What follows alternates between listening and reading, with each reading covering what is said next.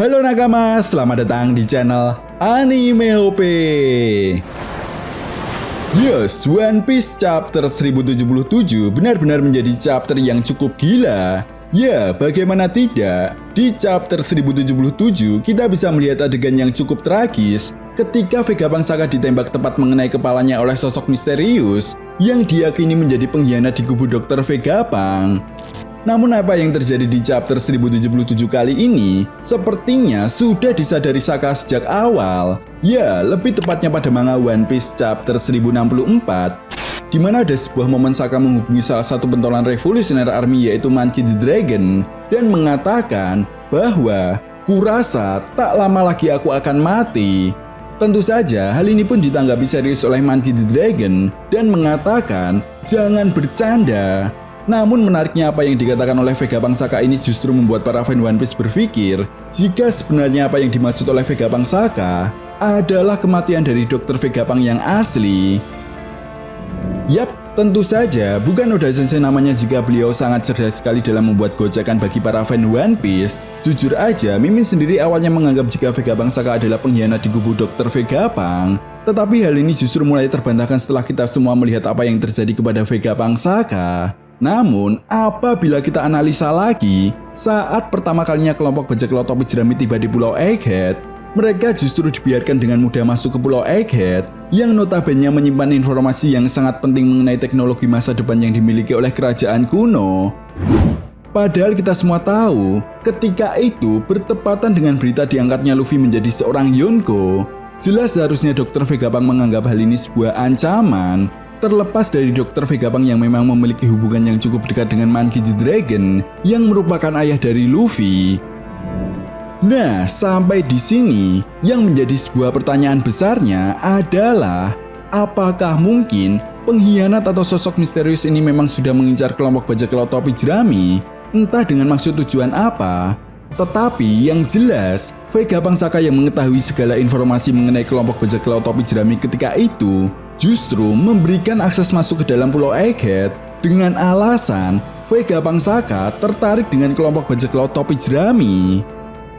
Lalu mungkinkah kematian Vegapunk Saka sebenarnya hanyalah sebuah rekayasa? Well, tentunya ini sangat menarik untuk kita bahas bersama. Oke, namun sebelum masuk ke pembahasannya, jangan lupa like video ini ya bosku, sebagai dukungan kalian semua untuk channel ini ke depannya. Nah, jika sudah, terima kasih banyak dan mari kita mulai. Nah, sesuai janji Mimin kemarin, di pembahasan kali ini kita akan mencoba untuk memecahkan teka-teki siapa sebenarnya sosok misterius yang diyakini menjadi pengkhianat di kubu Dr. Vegapunk. Dan Mimin harap kalian semua bisa menonton video ini sampai selesai agar tidak ada satupun yang miss untuk memecahkan teka-teki ini. Yap, tentu saja seperti yang sudah Mimin jelaskan di awal tadi, bukan Oda Sensei namanya jika beliau sangat cerdas sekali dalam memberikan kejutan yang tak terduga bagi para fan One Piece. Dan Mimin rasa kalian semua para fan One Piece pun pasti sudah tahu mengenai hal ini. Nah, bagaimana jika sebenarnya sosok pengkhianat ini adalah awal peran dari Vegapunk Saka?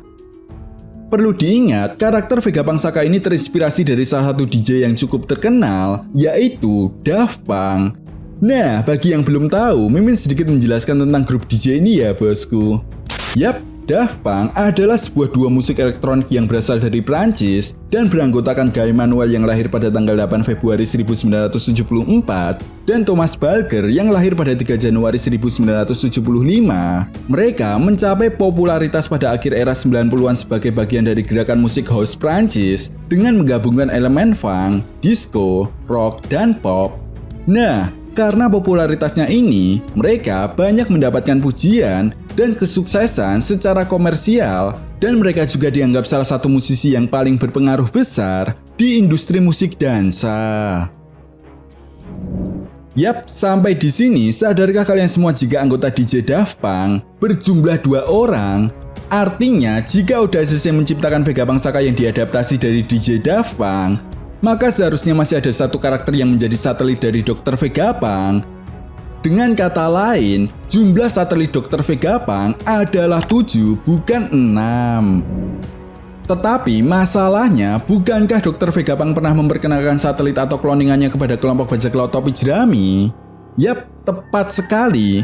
Pada manga One Piece chapter 1067, Dr. Vegapunk pernah mengatakan, mereka adalah cloninganku. Mereka ada 6 di pulau ini, dan masing-masing dari mereka adalah ahli dalam bidang tertentu.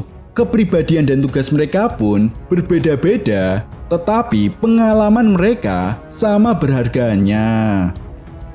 Nah, dengan kata lain, dari perkataan Dr. Vegapunk ini, memang cloningan Dr. Vegapunk berjumlah 6, dan Mimin rasa sebagai seorang yang sangat jenius, Dr. Vegapunk tidak akan pernah lupa dengan cloningannya ini. Artinya sudah sangat jelas, ada cloningan Dr. Vegapunk yang telah menciptakan cloningan baru dari dirinya atau cloningan tersebut, dan orang yang menciptakan cloningan itu adalah Vegapunk Saka. Ya, Vegapunk Saka menciptakan cloningan dirinya sama seperti halnya Dr. Vegapunk yang menciptakan cloningannya, dan hal ini pun tidak disadari oleh siapapun, termasuk Dr. Vegapunk yang asli.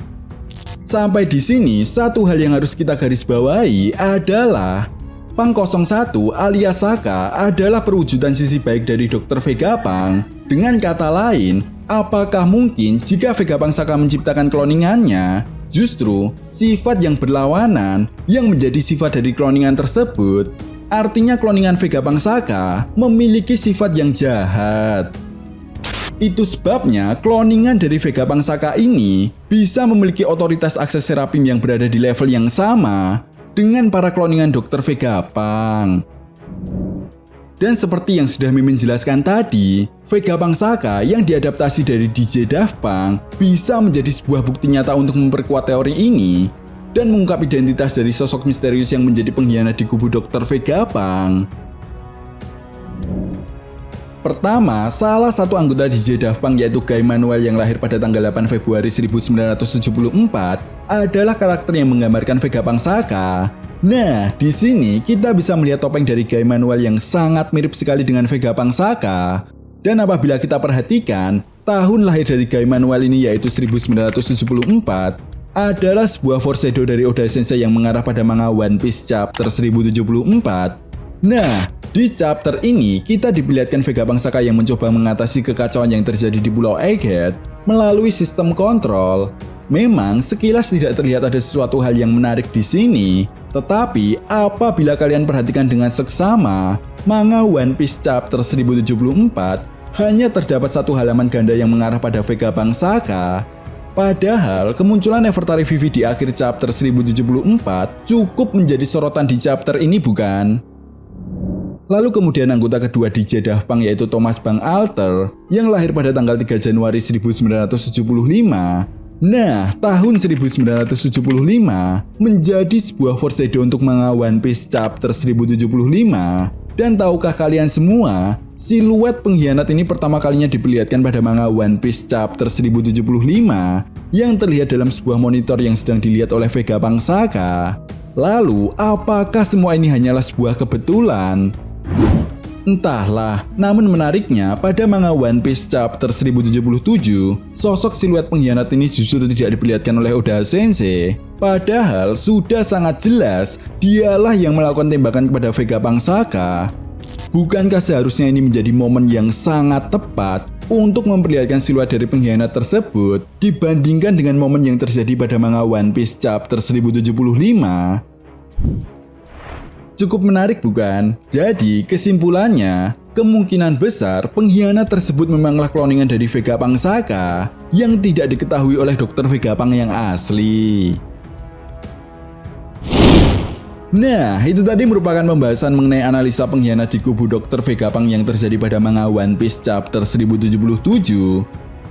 Jika kalian punya pendapat lain, silahkan berikan pendapat kalian di kolom komentar. Oke, sampai di sini dulu pembahasan kita kali ini, and see you next time.